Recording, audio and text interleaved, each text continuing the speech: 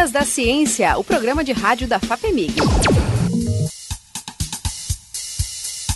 ICB, o Instituto de Ciências Biológicas da Universidade Federal de Minas Gerais, foi o grande ganhador da edição 2013 do Prêmio de Pesquisa Básica Marcos Luiz dos Mares Guia. Neste programa especial, a gente conversa com o diretor do ICB, professor Tomás Haroldo da Mota Santos. Na universidade desde 1968, o professor Tomás, que já foi reitor da universidade e está às vésperas de completar 70 anos e se aposentar, destaca o papel das gerações de professores, funcionários e alunos que se sucederam no instituto onde Mares Guia foi professor e pesquisador pioneiro como grandes responsáveis pela distinção do prêmio.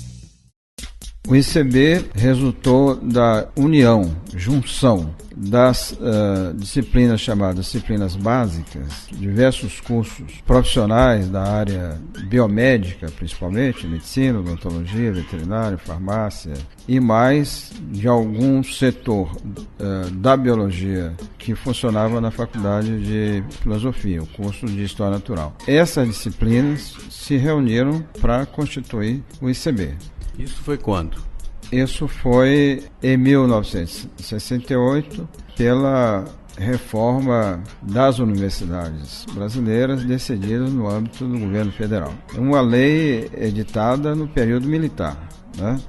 E tem um outro nascimento autônomo no âmbito da reforma universitária decidida pelo Conselho Universitário no início dos anos 60, e que se iniciou a implantação com o reitor Aloysio Pimenta. Só na reforma aí decretada pelo governo federal que criava os institutos básicos, entre os quais na UFMG, aí já era o UFMG, o Instituto de Ciências Biológicas. O ICB funcionou espalhado na universidade. O núcleo principal funcionava no prédio da Faculdade de Medicina, mas algumas disciplinas funcionavam no prédio da Filosofia, na Carangola, e algumas funcionavam no Museu de História Natural. O prédio atual reuniu todo esse esforço de fundação do Instituto de Ciências Biológicas. De lá para cá, professor, o que aconteceu? O que fortaleceu?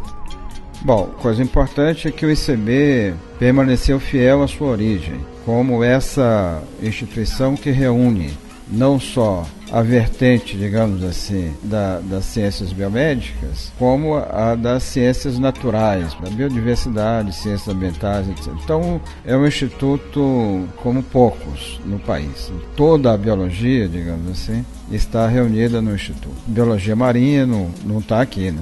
Todos os outros ramos o ICB se dedica. A segunda coisa é o vínculo do ICB com a formação de recursos humanos, de mestres e doutores, no país e mesmo fora do país, que se formaram no ICB. Nós temos hoje 12 programas de pós-graduação, muito bem avaliados pela CAPES, nível 6 e nível 7. O compromisso com o ensino de graduação, nós damos a formação básica em biologia e ainda temos um curso específico de ciências biológicas. O ICB resulta de um aspecto importante da reforma da universidade, com duas vocações muito nítidas: o ensino, tanto de graduação quanto de pós-graduação, e a pesquisa. Mais recentemente, cresceu muito entre nós o trabalho de extensão sob a forma de divulgação científica, que é uma educação científica também, agora tomando como referência a população. O Museu de Ciências Morfológicas é um desses instrumentos de ação extensionista do ICB, mas também outros programas que são apresentados através de outros meios, como a rádio UFMG, a TV UFMG, e aí há muitas contribuições de colegas aqui do Instituto. Tem o Universidade das Crianças, aqueles panfletos que a gente vê no ônibus, né, de ciência. Isso. Hoje, praticamente todos os professores do ICB têm doutorado ou pós-doutorado. Então, esse é um ponto fundamental para explicar o grande desempenho do ICB na pesquisa básica, que foi objeto desse prêmio. Eu queria que o senhor falasse um pouco para que a universidade pesquisa, qual que é a importância desse trabalho para o desenvolvimento da sociedade e do país. Ô Marcos, a pesquisa, nós estamos falando no contexto de um prêmio de pesquisa básica. A pessoa homenageada com esse prêmio, o professor Marcos Mazigui, fazia excelente pesquisa básica, mas tinha também uma mentalidade de aplicação da pesquisa. Ele foi um dos criadores da Biobras, que nasceu no Instituto. Foi um dos pioneiros na aplicação do conhecimento científico no Brasil, não foi? Na área da biotecnologia, sim. Ele foi um dos pioneiros e a Biobras foi um excelente exemplo de como que a pesquisa básica pode, de alguma maneira, ser aliada aos aspectos do desenvolvimento econômico do país. Agora, num sentido mais amplo, a ciência se justifica por ela mesma pelo conhecimento que propicia sobre a vida, né, sobre os seres vivos, sobre os fenômenos naturais, sobre a sociedade. Quer dizer, nós compreendermos, ou o esforço de compreender a vida, isso é de si muito importante. Propicia uma compreensão humana sobre o que nós somos, sobre de onde viemos, o que é o mundo. E a compreensão dessa realidade é uma contribuição fundamental da ciência. Se fosse só isso, a ciência já se justificaria. Para além disso, há um outro campo que eu gosto de distinguir propriamente da tecnologia, que é o que leva a aspectos práticos da pesquisa, que resulta num produto, como um medicamento, um dispositivo, um equipamento, uma máquina, o que for, aplica o que se conhece vindo da ciência.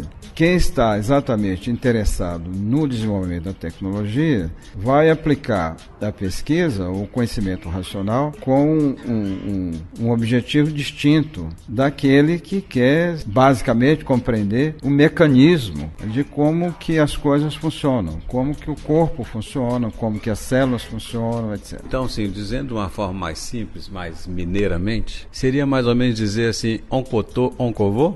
Exatamente, o oncotô ou oncossô é mais complexa, né? Porque o perguntar sobre o ser das coisas é mais uma pergunta filosófica do que é científica, né? Mas a pesquisa básica estaria mais próxima dessa ideia da compreensão no nível demonstrável das características dos organismos. Que é possível observar hoje, com a tecnologia, com o conhecimento que nós temos. Exatamente. É interessante, a sua pergunta é muito importante, porque isso não quer dizer que as ciência e tecnologia se dissociam fundamentalmente, né? Porque uma tecnologia pode ser instrumento do desenvolvimento da ciência básica, né? E na recíproca, a ciência básica pode ser um componente, um instrumento importante para o desenvolvimento da tecnologia. Pode ser que a tecnologia, uma determinada tecnologia, chegue antes de uma explicação. No caso do ICB, as duas coisas ocorrem. Por via desse viés aplicativo, né, de uso econômico, por exemplo, o conhecimento biológico pode ser objeto de patentes, como um mecanismo, como sabe, de proteção do conhecimento que aqui se desenvolveu e que pode eventualmente resultar na produção de um medicamento, na utilização de um processo de diagnóstico. Que pode virar produto. Isso pode chegar na prateleira. Se eventualmente não é um produto, é um processo de se chegar a algum produto. Isso também é tecnologia. Então, as duas formas de gerar conhecimento são objeto do esforço da pesquisa no Instituto. Isso realmente tem nos distinguido, né? Bom, pessoal, 175 patentes já foram registradas pelo ICB. Teses, nesse mesmo período, 68 a 2012, 1.308 teses. Fora as dissertações, 2.207. São muitos números positivos que só elevam e destacam ainda mais o ICB. Como é que o senhor vê isso aí tudo nessa etapa da sua vida profissional e acadêmica? Eu vejo com muita alegria que o ICB tenha alcançado essa distinção.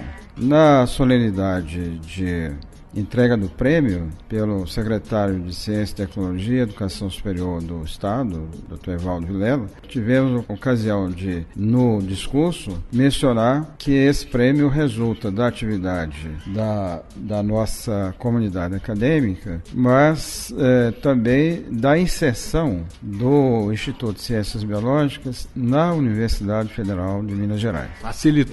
Facilitou alcançar esse desempenho. Nós não somos sozinhos. A universidade é basicamente um processo coletivo. E é também, obviamente, um processo histórico.